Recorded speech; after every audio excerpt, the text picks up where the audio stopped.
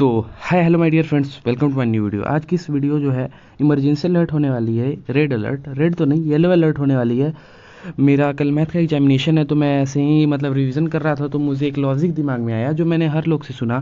जैसे जो प्रूफ वाला क्वेश्चन रहता है, अगर 9 to 10 छोटा सा है, अगर उसमें वेटेज है तो क्वेश्चन जरूर आना है।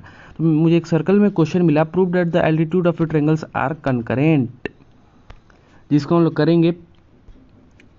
अगर आपको एक्सप्लेनेशन चाहिए तो आप कमेंट में एक्सप्लेन जरूर लिखिएगा, मैं इसका एक्सप्लेनेशन दूंगा। अभी तो आप पढ़े होंगे, तो एज अ रिवीजन में फटाफट आप लोग का हेल्प कर रहा हूँ। ओके, तो मानिए ये पॉइंट है, मानिए कि ये पॉइंट है, और पॉइंट पे 1 2 3, अगर किसी पॉइंट पे 3 या मोर देन 3 लाइन इंटरसेक्ट करे, उसको क्या कहेंगे? कनकरेंट। उसको क्या कहेंगे? कनकरेंट। ओके, उसको कनकरेंट कहेंगे। अगर एक पॉइंट में 3 और मोर देन 3 लाइन इंटरसेक्ट करें तो उसको कनकरेंट कहेंगे। ओके, अब हमारा गिवन क्या है? गिवन हमारा गिवन ये है AC परपेंडिकुलर BC। ये थोड़ा सा गलत हो गया है, या ये सही है? अब नहीं कटेगा।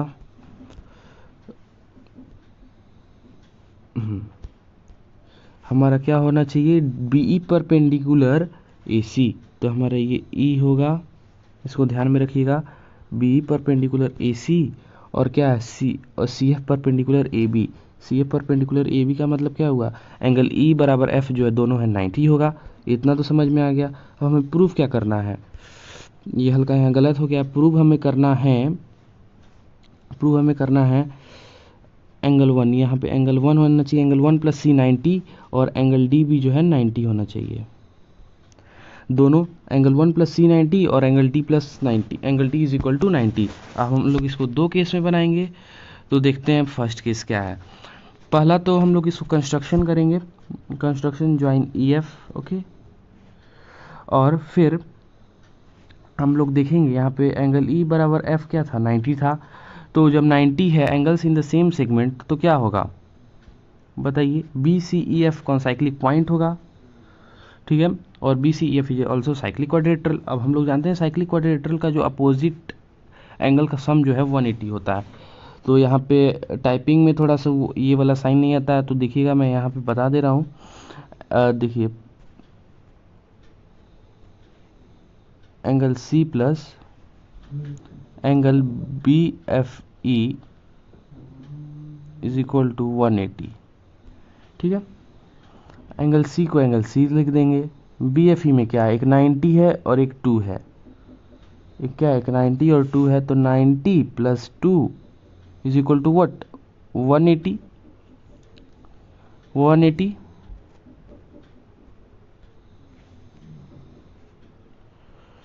180 हो गया।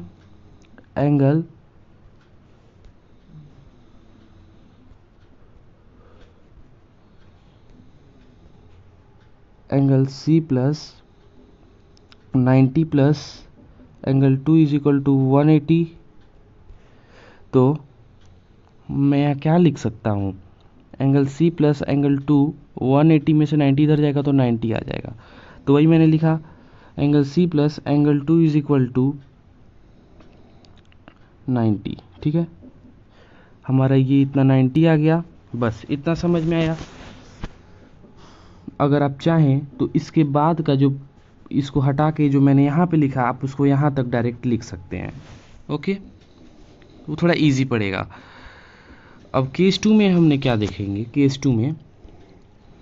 2 में हमको दो फिगर बनाना पड़ेगा। एक इसमें नहीं बना हुआ है, बट हमको एक और फिगर बनाना पड़ेगा केस 2 के लिए।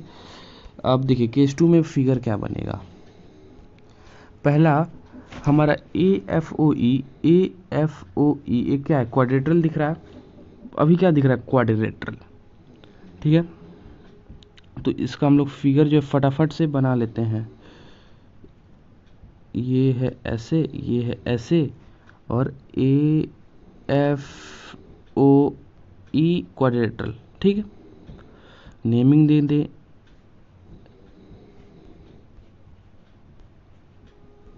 और फॉन्ट छोटा कर लें, यहाँ पे एंगल 1 और यहाँ पे एंगल 2। ठीक है, इतना क्लियर है। जब हमारा क्वाड्रेटरल AFOE है, AFOE क्वाड्रेटरल है और एंगल E और F 90 डिग्री है, तो हम लोग जानते हैं अगर अगर एंगल E प्लस F जो है, एंगल E और एंगल F 90 प्लस 90 ये 180 है, अगर ये दोनों का एंगल का सम 180 है, तो हम लोग क्या जानते हैं, हम लोग थ्योरम पढ़े हैं AFOE is also cyclic quadrilateral, तो साइक्लिक क्वाड्रेटरल हो जाएगा। ठीक है, अब क्या होगा, जब साइक्लिक क्वाड्रेटरल है, जब साइक्लिक क्वाड्रेटरल है तो angle 1 is equal to angle 2 जो मैंने लिखा, ये कैसे बन रहा है, OE से ये बन रहा है और OE से यहाँ पे ये बन रहा है। थोड़ा सा ये क्या लग जाता है, कंजेस्टेड हो रहा है, बट एक्सप्लेन इट, फिर से मैं इसको समझाता हूँ। एंगल 1 एंगल 2 आपको दिख रहा है, OE से यहाँ पे बन रहा है और OE से यहाँ पे बन रहा है, तो एंगल 1 इज इक्वल टू 2 क्या हो जाएगा, angles in the same segment. आप एंगल 1 बराबर एंगल 2 ऐसे लिख सकते हैं और रीजन में angles in the same segment. जब हम ये लिख देंगे angles in the same segment, तो पता है क्या होगा, पता है, जैसे हमने जो है,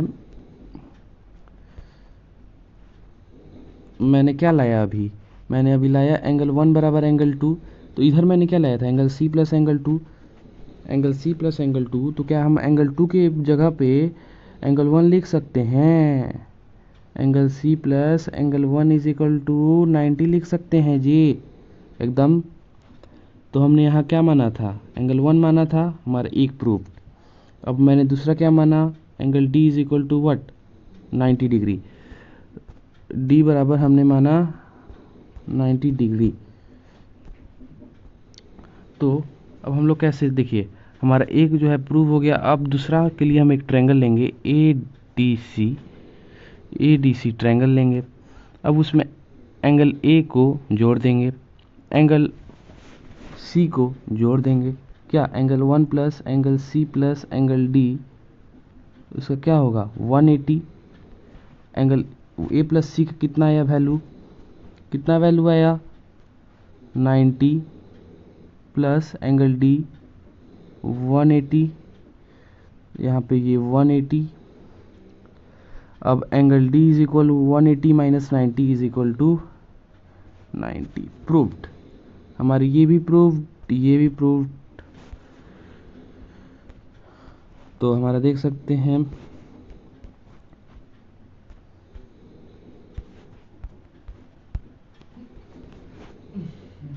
हमारा यहाँ पे angle D is equal to 90 proved. हम लोग फिर से एक बार रिकैप कर लेते हैं। मैंने क्या किया, गिवन में पहले हमारा परपेंडिकुलर, हमने गिवन मेरे पास क्या था, perpendicular what, BE perpendicular AC and CF perpendicular AB, जिससे क्या हुआ, angle E is equal to F90 हुआ। फिर हमने कंस्ट्रक्शन किया, कंस्ट्रक्शन ज्वाइन EF। फिर जब हमने कंस्ट्रक्शन कर लिया तो मैंने केस 1 में क्या लिखा, केस 1 में मैंने लिखा angle E is equal to F90। जब 90 angles in the same segment, तो BCEF कौन साइक्लिक पॉइंट होंगे, तो BCEF is also cyclic quadrilateral. तो angle C plus angle BFE, angle C plus angle BFE, तो एंगल C तो वैसा ही का ऐसा ही रहेगा, और 90 प्लस 2 इज इक्वल टू 180 क्यों, क्योंकि opposite angles of cyclic quadrilateral. Okay, फिर एंगल C प्लस 90 प्लस 2, तो angle C plus 2 is equal to 90। ठीक है, अब केस 2 में हमारे पास क्वाड्रिलेटरल है, तो हमको प्रूव करना है कि साइक्लिक क्वाड्रिलेटरल होगा। तो angle E plus F is equal to 180 theorem है हमारा, तो ये क्या हो जाएगा, AFO is a cyclic quadrilateral. अब angle 1 is equal to angle 2 जो मैंने फिगर बनाया, उसको आपको फिगर बनाना पड़ेगा। Angle 1 is equal to angles in the same segment से angle 1 is equal to angle 2 हो गया। ठीक, अब हम फ्रॉम द इक्वेशन 1 में क्या हमने एंगल 1 इज इक्वल टू 2 किया, तो एंगल C प्लस क्या एंगल 2 के बदले में एंगल 1 लिख सकते हैं, बेशक एंगल 1 लिख सकते हैं। तो angle C plus angle 1 90 degree proof जो हमको यहाँ करना था। अब हमारा दूसरा क्या करना था, D इज इक्वल टू 90, तो हमने ADC ट्रायंगल लिया जिसमें angle 1 plus angle C plus angle D is equal to 180 किया। हमारा ऑलरेडी A प्लस C का वैल्यू 90 था, तो हमने 90 डाला और angle D is equal to 90 degree proved. अगर वीडियो समझ में आया तो लाइक सब्सक्राइब जरूर करिएगा, अगर इसका एक्सप्लेनेशन और चाहिए तो कमेंट जरूर करिएगा। Bye bye.